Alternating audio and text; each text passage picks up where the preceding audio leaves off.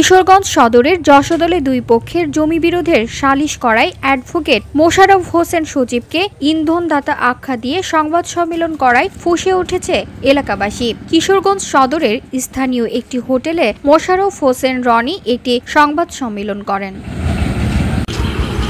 সালিশকারী advocate Mosharraf Hossain সবুজকে ইন্ধনদাতা বলায় তিনি বিষয়টি নিয়ে ক্ষোভ প্রকাশ করে বলেন, উল্লেখিত জমিটি ভিপি তালিকাভুক্ত হওয়ায় জমির মূল মালিক আব্দুল মোতালেবের পুত্র বাসির উদ্দিন গাংরা অবমুক্তির জন্য সরকারকে বিবাদী করে উপযুক্ত আদালতে মামলা করেন।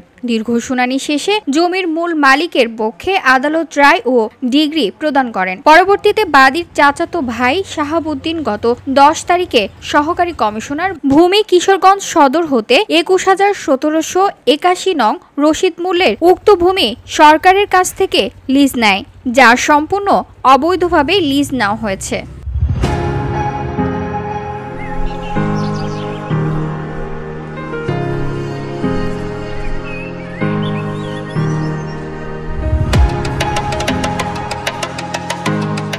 বিবাদবান সম্পত্তি নিয়ে দীর্ঘদিন যাবৎ মারামারি ও মামলা মোকদ্দমা চালিয়ে আসতে থাকা অবস্থায় এলাকায় শান্তি স্থাপনের উদ্দেশ্যে গ্রামবাসী একটি সালিশের আয়োজন করে।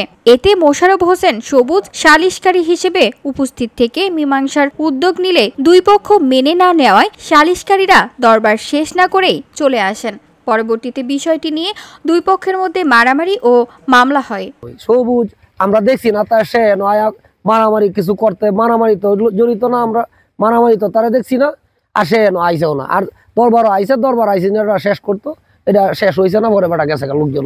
এরই জের ধরে অ্যাডভোকেট মোশাররফ হোসেন সবুজকে ইন্ধনদাতা হিসেবে আখ্যা দিয়ে সংবাদ সম্মেলন করে একটি পক্ষ।